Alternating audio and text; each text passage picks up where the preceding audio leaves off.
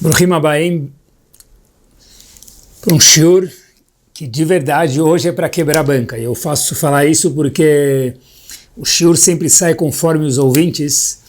Então quando a gente fala isso é um thank you, um obrigado para aqueles que estão nos ouvindo.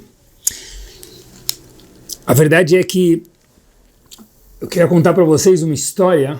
Quando eu escutei ela me chamou muito a atenção.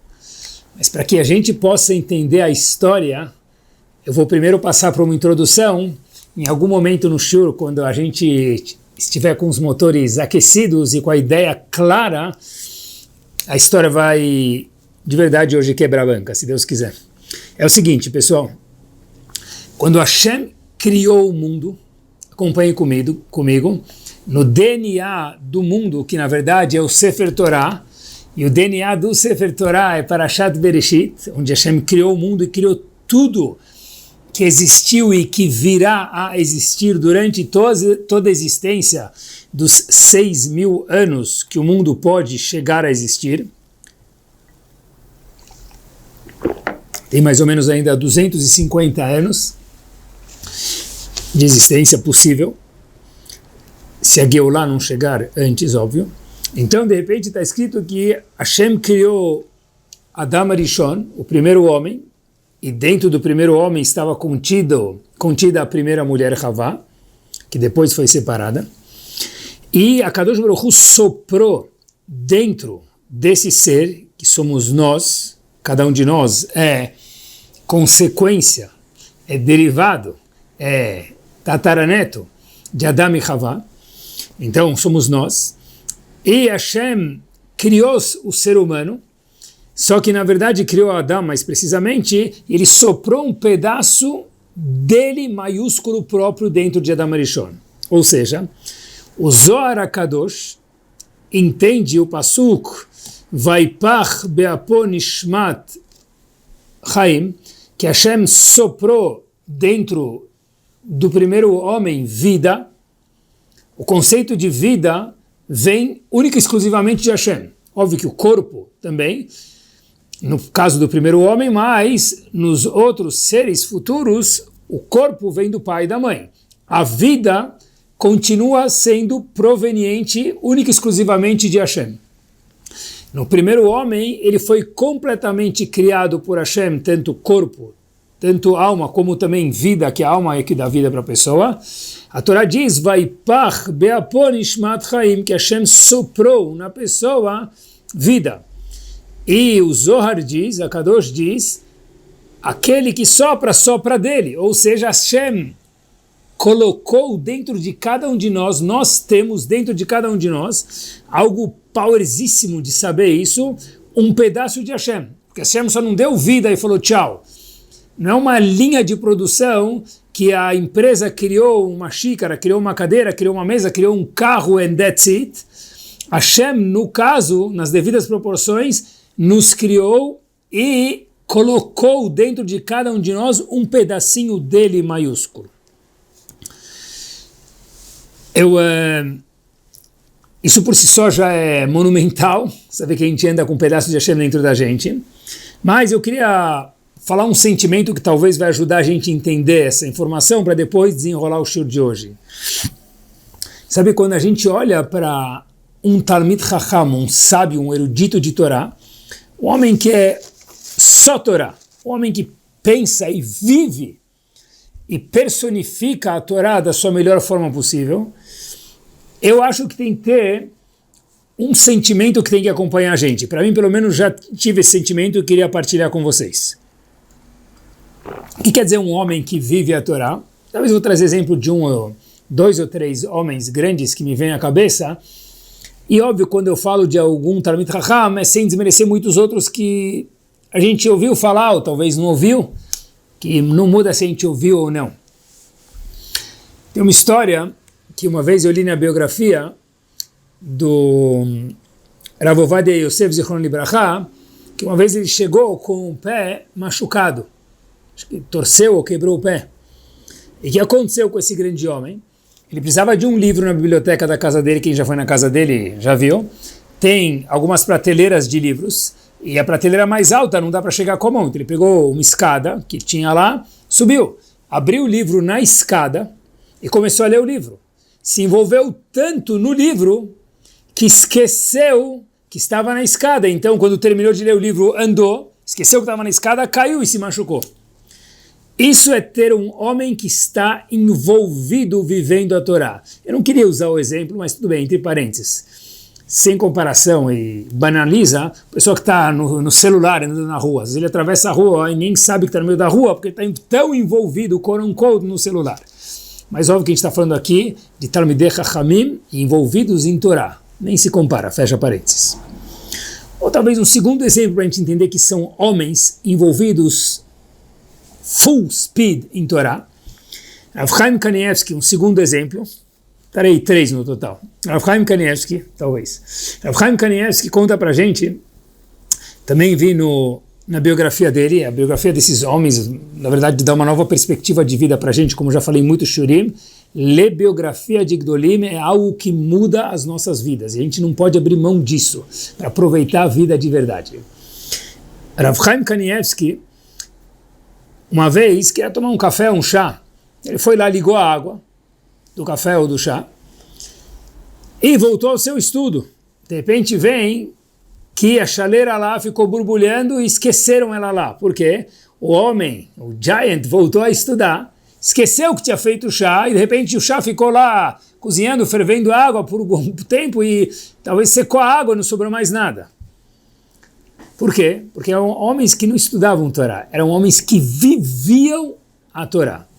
O primeiro exemplo foi do Rav Ovadia Yosef, Zichron Libracha, segundo Rav Chaim Kanievsky, Zichron Libracha. Lembro também uma outra biografia que eu li, maravilhosa, de 2 volumes, Rav Shach, Rosh Yeshiva de Ponovitch. Uma vez Rav Shach estava andando, um homem que era o Gadol da geração, talvez uma geração e meia atrás. Rav Shach, Rosh Yeshiva de Ponovitch, mais uma vez estava andando na rua, ele esbarrou num poste e falou para o poste, desculpa, e continuou andando. Ele estava tão envolvido no shiur que ele estava pensando em Torá, que ele esbarrou num poste, não viu, e falou para o poste, desculpa, e continuou andando, porque nem percebeu que era um poste e não era uma pessoa. São homens que viveram, não estudaram a Torá, eles mas viveram a Torá. Me lembrei de mais um exemplo, me permitam para a gente entender o que quer dizer alguém que vive a Torá, e a gente vai entender onde a gente quer chegar em 1 minuto, se Deus quiser. Eu, Baruch Hashem, cheguei faz talvez 10 dias de Israel, uma semana. Eu estava em Jerusalém, mais precisamente em Beit Vagan, andando com minha filha e meu genro, Rafael Shrem, e ele estudou muitos anos em Kol Yaakov, no Kolel, e teve o mérito de ser Havruta de um grande homem da Yeshiva de Kol Yaakov chamado Rav Chaim Tawil. E a gente estava andando em Beit Vagan e a gente viu esse homem. Então meu genro falou para mim, olha, vamos falar oi para ele. Esse é um homem que 24/7 Torá, 24/7 Torá. Então a gente foi lá, falou oi para ele. E depois que a gente saiu de lá, meu genro me contou que uma vez ele estava estudando com esse grande homem, Rav Chaim Tawil, de Yeshiva, mais uma vez, de Kol Yaakov, e uma vez estava estudando com ele o assunto de David HaMelech. E a Gemara fala que quem fala que David HaMelech errou no episódio de Batsheva, que talvez a gente já ouviu e é famoso, Eno Elato é um bobo. E quando o Rav Chaim Tawil estava estudando isso com meu genro, ele começou a chorar. Meu genro me contou e perguntou para ele, mas Rav, por que o senhor está chorando? Ele fala que muitas vezes as pessoas explicam que David HaMelech errou, etc. e tal. Se a gente entendesse quem era David HaMelech, a gente não consegue entender. Então quando a Gemara fala que ele fez algum tipo de erro referente a aquela mulher que ele acabou pegando, chamado Batsheva, a gente nem tem ideia de quem era David HaMelech. E por isso ele começou a chorar pelo erro que as pessoas fazem e por a gente nem saber quem era David HaMelech. Esses são 4 exemplos, Rav Ovadia Yosef, Rav Chaim Kanievsky,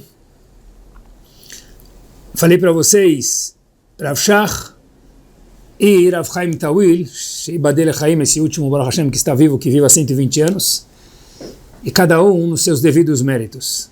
Eram homens que estudaram, homens que estudam e viveram e vivem a Torá.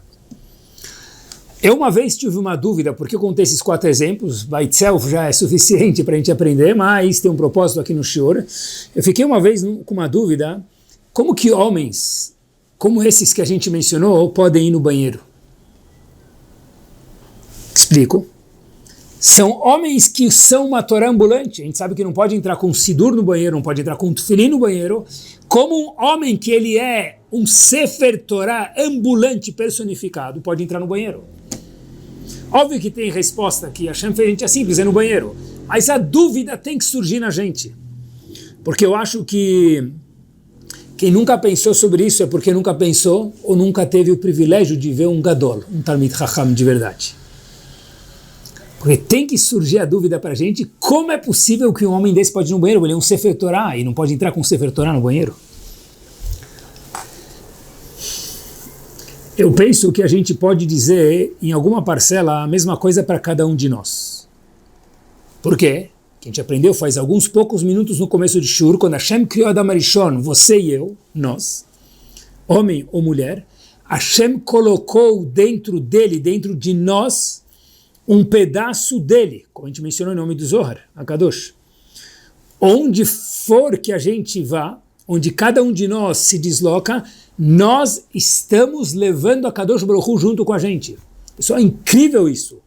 Nós temos um pedaço de Akadosh Baruch Hu dentro de cada um de nós. É algo magnífico. Igual que eu falei para vocês dos Dolim entrar no banheiro, a gente tinha que pensar um pouquinho com a gente. Uau, quando eu vou para tal lugar, quem eu estou levando junto comigo? Hashem. Porque Hashem reside, mora em alguma fração dentro de cada um de nós. Eu queria agora desenvolver o tema de hoje, Bezrat Hashem, com essa introdução que a gente aproveitou de fazer.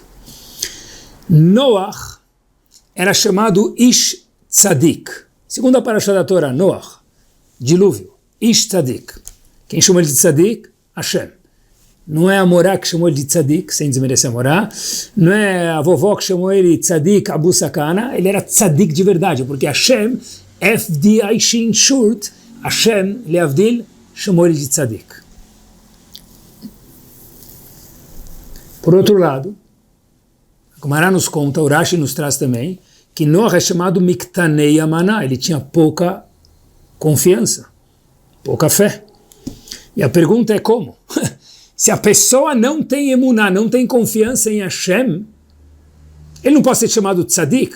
Como que Noach é chamado de Tzadik? Em contrapartida, ele é chamado Miktanei Amaná, ele tinha pouca confiança. Se ele tem pouca confiança, ele não pode ser um Tzadik. O próprio Pasuk já diz, no Navi, Tzadik bemunato ichye. Um Tzadik vive conforme a sua emuná. Se ele não tem emuná, ele é pouca emuná, ele não é chamado Tzadik. Quem faz essa pergunta era Vleiv Yitzhak Mibarditchev, 1750. Ele responde para a gente o seguinte, algo giant, disse ele, certeza que Noach tinha confiança em Hashem, porque senão ele não seria chamado um tzadik, como a gente fez a pergunta. Então, o que o Talmud, o que Rashi quer dizer com Miktanei Amaná, que ele tinha pouca emuná?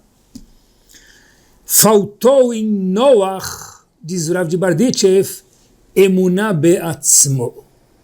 Emuná nele próprio. Emun be'atzmo. Quando Chachamim contou para a gente que Noach é Miktanei Amaná, tinha pouca confiança, pouca fé, é fé nele próprio. Ele não acreditava no potencial espiritual que ele tinha. Esqueceu aquele fato que a gente falou, não entendeu a fundo, e a Torá conta isso para que a gente possa aprender, que cada um de nós tem Hashem dentro de nós. E o resto é história. Por isso que o rate de sucesso de Noah foi fraco. Ele foi um Rebbe, uma Hassidut, o Rebbe de Noach, mas não tinha nenhum Hassid. Porque ele não conseguiu salvar ninguém, fora a família dele, aqui os animais, do Mabul. E mais uma vez, a Torá conta isso para que a gente possa aprender. Porque quando a gente não acredita big shot no que a gente tem dentro de nós, então não é de se surpreender que a pessoa, cada um de nós é um Rebbe. A gente não vai ter nenhum Hassid, nenhum discípulo, se a gente não acreditar no nosso taco, no nosso potencial, como se fala em português. Quando a gente acredita no nosso potencial, que é o primeiro step, o primeiro passo para que a gente possa atingir depois algo se a gente exercer isso. Mas antes disso, o primeiro passo é acreditar no Hashem que existe dentro de cada um de nós. Porque senão, na verdade, o impacto dos nossos atos, ele é fraco. E Bezat Hashem, depois do shiur de hoje, a gente vai se enxergar de outra forma. Da forma com a qual Hashem quer que a gente se enxergue. Pessoal, olha que interessante. No caso, o que Hashem, o giant que dentro de cada um de nós, sim, que a gente está escutando o shiur agora, e que Hashem espera de cada um de nós. Porque o que adianta um Porsche? Talvez tenha outra marca hoje em dia, mas quando era pequeno essa era a marca de um carro de corrida. O que adianta um Porsche? A pessoa tem um Porsche, mas ele acha que ele está dirigindo um carro 1.0. Ele vai andar com um Porsche a 1.0, vai na velocidade 1.0, e para andar na velocidade 1.0 de um carro 1.0 a 80 por hora não precisa de um Porsche. Se a pessoa tem um motor, um potencial gigante de Akadosh Baruch Hu, entre aspas, um Porsche, mas ele acha que ele é cheap, que ele não é nada, ele é um carro 1.0, ele é um Uber X, então ele vai viver como um Uber X e vai ser um carro simples. Hashem nos criou como um gigante. A gente falou que como um gadol pode ir no banheiro, a gente tem que ter a mesma pergunta com a gente. Eu tenho um pedaço de Akadosh Baruch Hu, nós temos dentro de cada um de nós. Viver de verdade, no prisma da Torá, meus queridos, é ter a consciência do potencial giant, estrondo, explosivo e maravilhoso que cada um de nós tem dentro da gente. Eu lembro de uma história, e eu queria contar essa história para vocês. Eu já tinha visto essa história faz tempo, mas com adicional novo que eu não conhecia, eu vou contar a história e com adicional para vocês. Ano de 1900, Brooklyn, New York. Havia um Rav, uma famosa yeshiva chamada Torah Vadat. O Rosh Yeshiva da época era chamado Rav Shlomo Hyman. E o frio, quem já foi para Nova York no inverno sabe, do frio e neve, às vezes as escolas fecham, não dá para se locomover. E naquele dia frio, Shlomo Hyman deu o shiur como de costume. Ele começou a dar o shiur de Torá que ele dava na yeshiva, com empolgação total, se mexendo, falando alto, falando baixo, e daí por diante. Só que naquele shiur, devido à neve, havia 3 alunos no shiur. Terminou o shiur, um dos alunos vira para o yeshiva e fala: Rav, quantos alunos o senhor está vendo aqui? Nós estamos em 3. Podia ter falado do shiur sentado, tranquilo, sem empolgação. Quando tem 50 alunos é uma coisa, quando tem 3, o senhor pode falar tranquilo, porque não precisa de toda essa empolgação. Shlomo Hyman vira para eles e fala o seguinte: 3? Vocês estão vendo aqui 3 pessoas. Eu estou vendo aqui gerações. Eu não vejo 3 alunos, porque se eu impactar vocês, amanhã vocês vão ter filhos, netos, bisnetos. Então não são 3 alunos, são gerações por vir. Eu tinha escutado essa história faz tempo, me impressionou a visão desse homem, do uau que tem dentro dele, do potencial que tem dentro dele, e do uau que ele via dentro dos outros também, que é o shiur de hoje, dentro dele e dentro dos outros, dentro de nós e dentro daqueles que estão à nossa volta. Mas eu tive o mérito de descobrir, faz 2 dias, quem eram os 3 alunos. um dos 3 alunos, um deles, que era Shlomo Hayman, ensinou naquela época na neve com a mesma empolgação como se tivesse 30 alunos, era Rav Elias Vei. E para quem conhece o mundo de Torá, pelo menos dos Estados Unidos, Rav Elias Vei foi Rosh Yeshiva de Filadélfia, um dos grandes homens da Torá dos Estados Unidos. Por que ele foi assim? Porque ele se esforçou, óbvio, mas porque o Rav dele, Rav Shlomo Hayman, falou, vocês estão vendo 3 alunos, eu estou vendo gerações. Um homem que impactou alunos, filhos e netos. Porque quando a gente vive nessa vibe turbinada, o nosso impacto não é maior do que a gente devia ter. É o impacto que a Hashem espera de um Porsche. Disse Rav Shlomo Hayman, vocês veem 3? Eu vejo gerações, e no caso de Elias Vei, alunos e alunos que estão por vir. Quem tem a Kadosh Baruch Hu dentro deles, cada um de nós, não aceita projeto pequeno. Fiquei pensando que tem aquele famoso quote de Chachamim, na verdade é uma Mishnah, Kol HaMekayem Nefesh Achat, toda pessoa que mantém uma nefesh, uma pessoa, acende uma pessoa, um Yehudi, Keilu Kiem Olam Maleh. E na verdade, como que se tivesse cuidado, mantido o mundo inteiro. Quer dizer, cada pessoa é um mundo, na verdade. Isso que a Mishnah está falando para a gente. Eu sempre entendi assim, que o mundo foi criado para cada um de nós. Hoje, eu entendo isso um step para frente, um passo para frente. Na verdade, de fato, cada pessoa, o mundo foi criado para cada um de nós, não para todo mundo, mas para cada um, e um mundo inteiro foi criado, assim diz a Mishnah. Mas eu acho que tem uma mensagem aqui mais profunda ainda. Se a gente for perguntar, meus queridos, para um pai que tem, por exemplo, 7 filhos, e, exemplo que nunca acontece e não aconteceu, mas a ideia a gente vai pegar. E desses 7 filhos, um dos filhos se perdeu. Talvez já aconteceu. Um dos filhos já se perdeu. Uma família com valores, e um dos filhos saiu dos valores. Não dá para falar para o pai, mas seu filho é Batel Beshishim. Você tem outros 6? Desencana desse um que se perdeu. Cada um é um.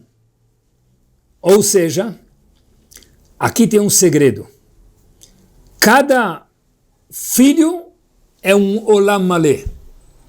Porque cada filho de Hashem, cada um de nós, é o mundo inteiro. Não só que o mundo inteiro foi criado pela gente, mas cada um de nós tem a possibilidade de ter um Olam Maleh, o mundo inteiro.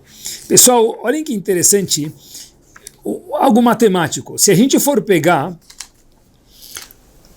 imaginar que cada geração são 25 anos, talvez seja menos, vamos imaginar que cada geração são 25 anos, e uma pessoa tem 5 filhos. Acompanhem comigo depois, coloquem isso no Rav Google ou algum lugar que faça o Chacham Chat e vejam que impactante. Uma geração depois, a gente vai ter 25 pessoas no mundo. Daquele um pai que teve 5 filhos, vai ter agora 25 pessoas. Se cada um desses tiver mais 5 filhos, a gente está falando de 125 pessoas uma geração depois. Na 4ª geração, a gente está falando de 600 pessoas. Na 5ª, de 3.000 pessoas. Na 6ª geração, é só multiplicar por 5, a gente está falando de 15.000 pessoas que saíram daquela uma pessoa. Uma geração depois, 75.000 pessoas. Me permitam mais 3 gerações. Uma geração depois, 375.000 pessoas. Muito mais do que o Maracanã, sim. Uma geração depois, 1.875.000 pessoas. E a gente está falando agora de 10 gerações. Se cada geração for 25 anos, 250 anos. Eu paro na 10ª geração. 9 milhões, 375.000 pessoas. Shlomo Hayman diz, vocês estão vendo um aluno? Eu sei olhar 10 gerações depois. Um aluno saudável vai dar input para um filho, para um neto, bisneto saudável, em 10 gerações, 9.375.000 pessoas. Quase que a população total de Yehudim hoje no mundo. É isso mesmo. Talvez esse é o pshat. Fiquei pensando, toda pessoa que é Mekayem Nefesh Achat, ele Mekayem Olam Maleh. É um mundo de pessoas. Se a gente impactar um direito, a gente impactou o mundo. Se a gente estragar uma pessoa, impactar ele menos bem, perdemos o mundo inteiro. Seja essa pessoa nós, novidade, nós próprios, ou os outros. Porque chesed não é só com os outros, é com nós mesmos. O maior chesed que eu posso fazer comigo mesmo é cuidar de mim. É estudar a Torá, é crescer e ver o que Hashem quer de mim. Quando a gente ensina um jovem, homem ou mulher, sejam nós mesmos também, como falei para vocês, ou outra pessoa, coloca ele perto do mundo de Torá, perto de uma sinagoga, perto de uma comunidade. Lembre-se que ele vai casar, lembre que ele vai ter filhos, e a casa dele vai ser diferente conforme o que a gente ensinou para eles, conforme o que a gente impactou. E o resto é resto, pessoal, o resto é história. E a gente fala, eu nem lembro que eu te impactei, eu nem lembro que eu te ensinei, eu nem lembro que eu te ajudei. A pessoa fala, você não me lembra, mas eu lembro. E a Kadosh Baruch Hu fala que se a pessoa não lembrar e você próprio não lembrar o impacto positivo, que é o que interessa para a gente sempre, que a gente fez no outro, Hashem diz, eu lembro para sempre. Ou seja, pessoal, a Kadosh Baruch Hu não esquece de nada. Quando a gente impacta outra pessoa de forma positiva, olhem que power, meus queridos, o que a gente está fazendo? A gente está impactando um mundo que talvez a gente nem lembre. Mas Hashem fala, Habibi, don't worry, Mr. ou Mrs. Habibi, não se preocupe, porque eu lembro de tudo. Imagina só, pessoal, quando a gente dá uma tzedakah para uma yeshiva, para um Bet HaKnesset, para uma sinagoga, e foi ajudar alguém, a gente nem sabe quem ajudou. Dissolveu. Os nossos olhos dissolveram, os olhos de Hashem não dissolvem nada. Imagina se a gente ajudou uma pessoa importante, toda ideia é importante, mas criou um farol. De repente Hashem vai chegar daqui a 120 anos e falar, você, aqui, Dubai, 6 estrelas para você aqui no Olam Haba. Por quê? Porque olha quem você criou. Eu falo, eu nem vi essa pessoa. Não interessa, você ajudou tal lugar, né? Essa pessoa foi criada lá, ele se beneficiou da sua ajuda monetária. Então, créditos para você. Ou quando a gente faz tefilá, preste atenção nos exemplos. No nosso Bet HaKnesset, e a gente faz sem conversar, a gente fala alto, sem gritar. A gente fala alto, empolgado, e cria uma vibe top. Ou a gente estuda e cria uma vibe top, em voz alta no Bet HaMidrash. Em voz alta no Bet HaMidrash, sem gritar. De repente, impactou outra pessoa, que impactou outro, que impactou outro, e todo mundo estudando pelo que fosse, naquele dia bem. Mérito, mesmo que a gente não lembra, nosso para sempre. Ninguém nunca mais tira isso da gente. É o jackpot garantido de méritos para sempre.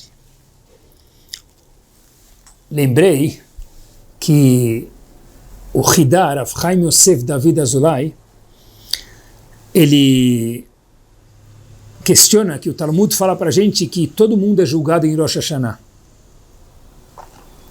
O shiur de hoje não tem nada a ver com Rosh Hashanah per se, mas me lembrei agora. Cada um de nós é julgado em Rosh Hashanah. Diz ele, vivos e mortos. Porque os falecidos são julgados em Rosh Hashanah. Que ato ele fez? Ele já faleceu faz 10 anos. Que ato ele fez no último ano para ser julgado em Rosh Hashanah? Aqui nesse mundo? Nada. Isso ele claro que fez. Qual foi o ato? O Talmud diz que ele é julgado. Qual que é o ato? O fato que ele deixou sementes nesse mundo, talvez ele deixou um aluno, talvez ele deixou 10 alunos, talvez ele deixou um aluno que ele nem lembra. E essa pessoa fez uma mitzvah esse ano que seja, o mérito vai para aquele cara que está falecido, para aquela senhora que está falecida. E aí ele é julgado para ganhar os bônus. No caso pode ser também ônus, mas no meu shiur a gente sempre se concentra em bônus. O impacto do que ele deixou. E eu fiquei pensando, pessoal, essa neshama que nós temos turbulenta, no sentido positivo, imagina o impacto que a gente pode fazer. Tentem imaginar, pessoal, Urashi. Urashi não tem tranquilidade no bom sentido. Ele está sendo julgado porque todo dia tem gente lendo Humash com Rashi, Gemara com Rashi, Navi com Rashi. É algo incrível. Moshe Rabbeinu, tem sempre alguém estudando Torat Moshe. Fiquei pensando, Rav Meir Shapira de Lublin, que contagiou no bom sentido o mundo com Daf Yomi. No mundo inteiro tem gente estudando Daf Yomi. Quem fez o primeiro Gmar? Eu não sei, você não sabe, mas Hashem sabe. Ele instituiu um conceito chamado Gmar, instituição de caridade. Hoje em dia tem Gmar de tudo no mundo inteiro, ninguém nem sabe quem foi. Mas Hashem fala, devido a ele, o outro fez, o outro fez, o outro fez. Todos os Gmarim hoje vieram do primeiro Gmar. Esse homem que fez o primeiro Gmar, que a gente nem sabe quem é, nem onde foi, está coletando méritos até hoje. Fiquei pensando em alguns exemplos. Eu não acho que vocês nunca ouviram falar, eu também nunca tinha ouvido falar. Rab Herschel Weber, 1965, nunca ouvimos falar. Brooklyn, New York. Alguém já ouviu falar nele? Não. Dê um Rav Google, mais uma vez, Rab Herschel Weber, 1965. Alguém já ouviu falar da Hatzalah? Todo mundo. Beleza. Foi ele. O homem que começou com a Hatzalah, óbvio, como um feijãozinho, quando viu alguém passando mal, não conseguia ajudar, e disse para si mesmo, peraí, não posso deixar continuar isso, vamos criar uma forma de que ajuda para uma pessoa, lá lendo que fique doente, chega mais rápido. E chamou isso de Hatzalah. E hoje, Hatzalah existe no mundo inteiro. Quem ganha créditos? Todos que se envolvem, mas especialmente um homem que nunca imaginou o impacto, que a Neshama, o Hashem que tem dentro dele, de cada um de nós, em 1965 tem. E até hoje, cada pessoa que é salva pela Hatzalah, Rav Herschel Weber, 1965, Zichron Libraha, ganha créditos por isso. Alguém já ouviu falar em Rav Yosef Eckstein? Talvez não. Um homem que em 1983 criou um projeto chamado Dor Yesharim. Ele começou a perceber, infelizmente com os próprios filhos dele, que dentre os Yehudim tem muitas vezes que o casal tem incompatibilidade genética e foi atrás com muito esforço, muito carinho para criar testes genéticos e hoje todo mundo que casa tem um número no Dor Yesharim. E antes desse menino sair com essa menina, ele liga para o Dor Yesharim e fala, meu número é aleatoriamente 33, o número dela é 72, será que nós somos compatíveis? Eles olham, falam sim ou não. Se for sim, sai, se não for, nem sai. Por quê? Porque é um homem que havia uma doença, lo aleno, chamada Tay-Sachs, que essa doença havia um hospital inteiro, e depois que esse homem criou Dor Yesharim, o hospital fechou. Por que fechou? Porque não tinha mais necessidade. São homens que falaram para si mesmo e para o mundo, não tem projeto pequeno para um Yehudi. Quem criou um mikveh na nossa cidade, na cidade onde você mora? Cada pessoa que vai no mikveh, especialmente mulher, que tem uma obrigação de ir no mikveh, cada mérito, cada mergulho que é feito, pronto. A pessoa nem sabe, ou nem prestou atenção, nunca ouviu falar, criou já um mikveh faz 10 anos, cada pessoa que entra e sai do mikveh, sortudo é o doador, que para sempre créditos na sua conta bancária eternas que ninguém nunca mais tira dele ou dela.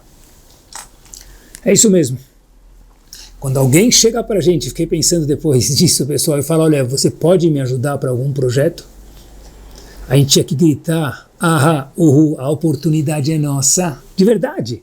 Porque é algo magnífico. Imagina onde vai chegar isso, pessoal, a gente nem sabe.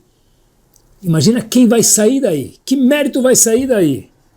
Isso tudo, alguém que doou, que nunca soube disso, mas daqui 120 anos bem vividos, quando chega lá em cima, a Hashem fala, olha quantos créditos você tem. Eu? Sim, você, porque você ajudou fulano, fulana, tal instituição, isso é tudo graças a você. Outro dia, eu estava em alguma ocasião, que não vem ao caso, e havia uma pessoa que é bem aventurado no mundo financeiro, pessoa de bens, pessoa de bem também, que um Baruch Hashem vai junto com o outro, e eu não estava pedindo porque não tem instituição nenhuma, eu estava escutando ele conversar e falando que ele vai participar em tal programa de doação. Aí eu perguntei para ele, falei, olha, Habibi, o que fez você querer participar um programa grande e precisa de doações grandes? Ele virou para mim e falou o seguinte, Rav, pessoal, olhem que frase, tem que enquadrar isso. Eu enquadrei na minha cabeça e queria passar para vocês. Disse-lhe o seguinte, se eu não doar para esse projeto, para essa yeshiva, no caso é um grupo de yeshivot, alguém vai acabar doando. E eu fiquei ouvindo e falei, e daí? Se ele, como assim, e daí? Eu não quero perder o mérito, porque o dinheiro para yeshiva Hashem vai fazer chegar de alguma forma. Mas quem vai sair perdendo sou eu. Eu quero ter o mérito de doar para esse grupo de yeshivot. Por isso que eu disse, claro que eu estou indo. Pessoal, olhem a diferença do potencial de Akadosh Baruch Hu que tem dentro da gente. Não existe projeto pequeno, vida pequena para um Yehudi. Se ele, claro que eu vou estar indo. E agora vem a história, pessoal, para quebrar a banca. Quando eu li essa história, eu li antes de dormir, eu quase fiquei acordado a noite inteira. E foi essa história que me fez contar o shur inteiro de hoje. Eu morei nos Estados Unidos, introdução, e alguns dos anos que eu morei nos Estados Unidos, eu morei em Miami, quando estava no Kolel. Uma das partes dos anos que eu morei lá, parte solteiro, depois tive mérito de já ter casado e ficar no Kolel, enquanto também fiz minha faculdade, onde me formei no MBA, na universidade, administração de empresas. Eu, em Miami Beach, tem uma sinagoga chamada Bet Israel. O Rav, quando eu morava lá já, alguns anos atrás, era chamado Rav Mordechai Shapiro. Ele faleceu em 1997. Conheci ele. Esse homem contou, Rav Mordechai Shapiro, Zichron Libraha, que era Rav, na Bet Israel, Miami Beach, uma sinagoga grande, até hoje. Ele contou, eu lembro que eu ia lá fazer slichot, havia um quartinho pequeno para os faradim fazendo slichot lá, muito cedo de manhã. Eu acabei, às vezes, indo lá e acabei conhecendo o Rav, esse Rav Shapiro, Zichron Libraha, e queria contar essa história que ele contou uma vez. Ele conta que em 1952, ele foi para Israel, era uma sexta-feira, ele foi no Shuk, famoso passeio, comprar alguma coisa para Shabbat, Lichvot Shabbat, e dentre muitos dos quiosques que tem lá, havia um Yehudi num balcão. E esse Yehudi que estava no balcão, ele tinha um livro, alguma coisa que ele ficava olhando para baixo toda hora, lendo alguma coisa. Vinha um cliente, ele levantava, dava um sorriso, ajudava o cliente, no caso ele ficou olhando, do outro lado da rua, viu que veio um cliente e pediu um jornal. Ele vendia o jornal, cobrava, dava o troco, muito obrigado, abaixava e continuava lendo o livro. Falou que estranho, uma coisa não muito comum, uma pessoa que não parava de estudar um minuto. Ele se aproxima um pouco mais daquela banca, ele vê que o Yehudi estava estudando, continuava estudando, não queria atrapalhar, o dono da loja, e Rav Shapiro diz que veio um homem, mais um homem, comprar mais alguma coisa. Ele levantava, dava um sorriso, via que aquela pessoa queria, atendia ele, cobrava, dava o troco e voltava a estudar. Teve algo que chamou muito a atenção dele, é que esse homem recebeu mais um cliente, o terceiro cliente, enquanto o Rav Shapiro estava olhando, e esse cliente chega e pede cigarros. Então, era sexta-feira, o dono da loja pergunta para esse cliente que queria comprar cigarros que horas são, ele não tinha relógio, fala, são 12:15. O dono da loja fala, olha, desculpa, passou de Hatzot, passou do meio-dia, no horário judaico, e eu não vendo cigarros depois do meio-dia porque eu tenho medo que a pessoa vai pegar esse cigarro e fazer Hilul no Shabbat. Não você pessoalmente, qualquer um. Uma política que eu tenho. Com um sorriso ele pede desculpas, abaixa e não vende o cigarro.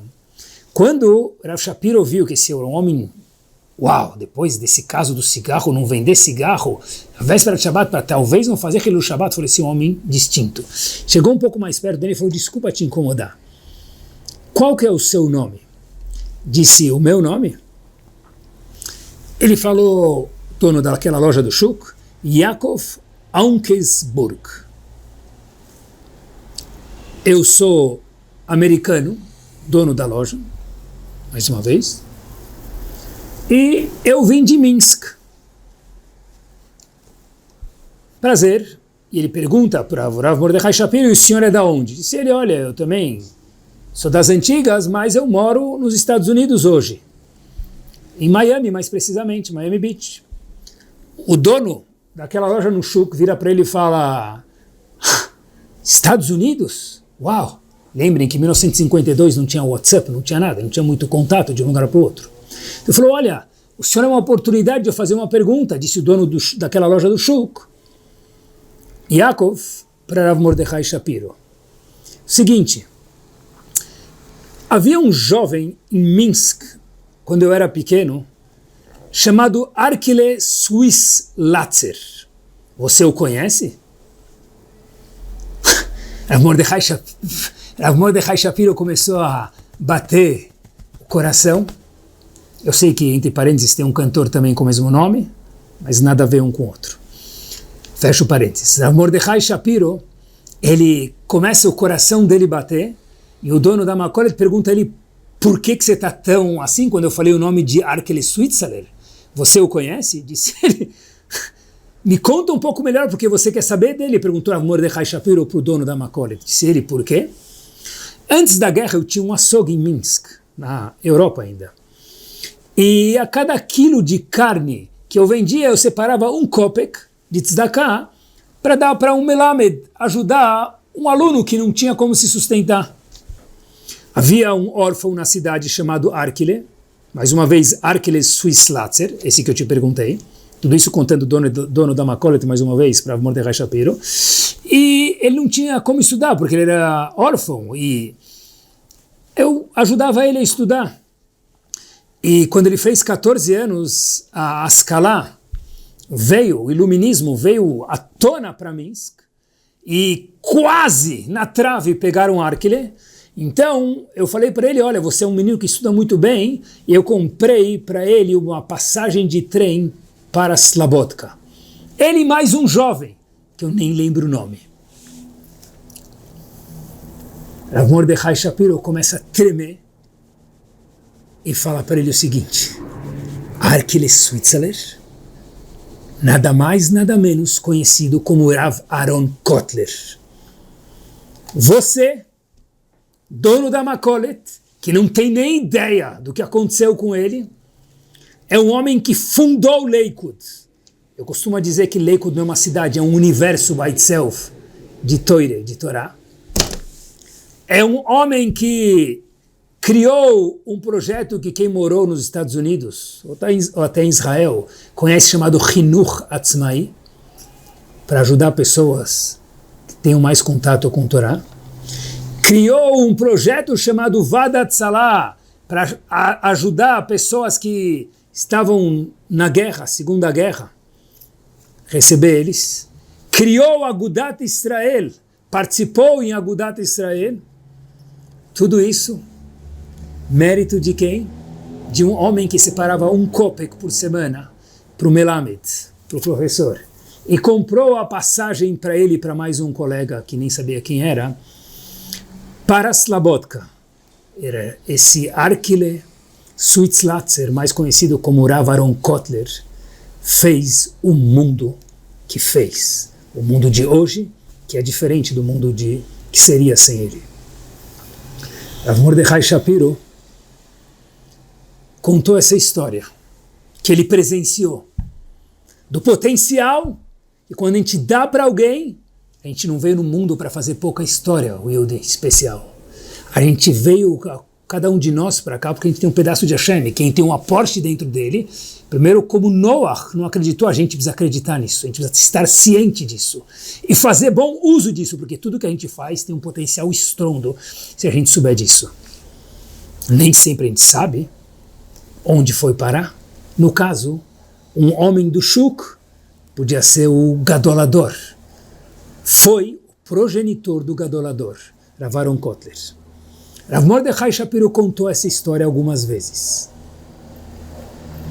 Uma das vezes, ele conta essa história, que ele presenciou mais uma vez, e havia um grupo de pessoas que vieram visitar ele, dentre eles um dos Gdoleador dos Estados Unidos. Esse Gadolador diz, depois que Rav Mordechai Shapiro contou essa história, eu era o segundo jovem que Yaakov Aukensburg, que a gente nunca havia escutado o nome dele, dono da Makole do Shuk, em Israel, comprou minha passagem para Slabodka. Estudei junto com o Rav Aaron Kotler. Quem era esse outro jovem, que já não era mais jovem agora? Rav Yaakov Kaminetsky, Rosh Yeshiva de Torah Vadat, e um gigante no mundo da Torá. Eu era o segundo jovem. Imaginem, pessoal, o Olam Abba desse homem do Shuk de Israel. Vai chegar lá em cima, vai ter limousines esperando ele. Fanfarra. Fala para ele, olha, você educou Rav Aaron Kotler, você educou Rav Yaakov Kaminetsky. Diz ele, Taut Sofrim, not me, não fui eu. Vou falar para ele, claro que foi você. O fato que você não lembra, você não sabe quem saiu deles, não deixa dizer que não foi você. Era Yaakov Aukensburg, o dono da loja do Shuk de Jerusalém, sustentou, deu vida para a chama chamada Rav Yaakov Kaminetsky e Rav Aaron Kotler. Pessoal, e com isso a gente termina. Imaginem só, se cada daf que a gente estuda de Gemara, cada amidah que a gente faz na Tfilah, peguem os exemplos, por favor, cada Kriyat Torah, leitura da Torá que a gente está na sinagoga, a gente mantém silêncio. Se cada vez que a gente desse um sorriso ou conversasse com outra pessoa, a gente pensasse que eu não estou falando com uma pessoa, estou falando com uma pessoa que tem Hashem dentro dele. Eu não estou falando com uma pessoa, como a gente provou agora, que depois de 10 gerações, uma pessoa que tem 5 filhos, e cada filho tem mais 5 filhos, em 10 gerações está falando de 9.375.000 pessoas. A gente seria outra pessoa. Na verdade, a gente seria a pessoa que Hashem espera que a gente seja. E o impacto que a gente tem nos outros seria o impacto verdadeiro que a Kadosh Baruch Hu espera da gente. Eu acho que com isso eu termino. Eu, como contei para vocês, estava faz uma semana, 10 dias em Israel, e fui visitar um gan de crianças. Me falaram que tem uma ganenet, uma senhora, que ela é uma grande mechanechet, uma grande educadora. Não é famosa, não sai nos jornais e não dá speech em público. Eu falei para ela, posso aprender da senhora? Ela disse, claro. E eu fiquei com ela uma hora, falei para ela, quais são os motos, os logos, os GPS da sua aula? Ela disse para mim, uma das coisas que ela aprendeu, neta do Rav Ades de Kolyakov, uma das coisas que ela aprendeu do seu avô e de outros Gdolim é olhar para cada aluno com muito kavod, com muito respeito. Ficou marcado isso em mim. E eu fiquei hoje pensando no shiur, é olhar para cada pessoa com muito respeito, porque cada pessoa de fato é um olam malé, é um mundo inteiro. É saber respeitar os outros par excellence. Por quê? Porque o outro não é uma pessoa, são milhões de pessoas que tem dentro dele a vir. E é um Porsche que tem dentro dele. Dentro dele, não. Dentro de nós, de mim e de você. Pessoal, olhem a diferença quando a gente trata os outros assim. Eu escutei do meu colega Gabriel Gedanken, não pedi permissão para ele para falar, mas vou falar, que é um dos membros da Tzalá. Ele veio na escola Bet Yaakov falar um dia sobre o que eles fazem, para que a gente saiba o que quer dizer ser voluntário e saber viver para os outros também. Falei para os alunos que a gente muitas vezes pensa somente na gente, é saber pensar nos outros também, que o meu eu inclua os outros. E no meio do speech que ele estava falando com os alunos no colegial, ele disse o seguinte, faz já mais de um mês, eu anotei isso, eu falei, uau, que power, e eu compartilho com vocês e aqui a gente termina. Saber respeitar o outro de verdade que existe dentro do outro, dentro de cada um de nós.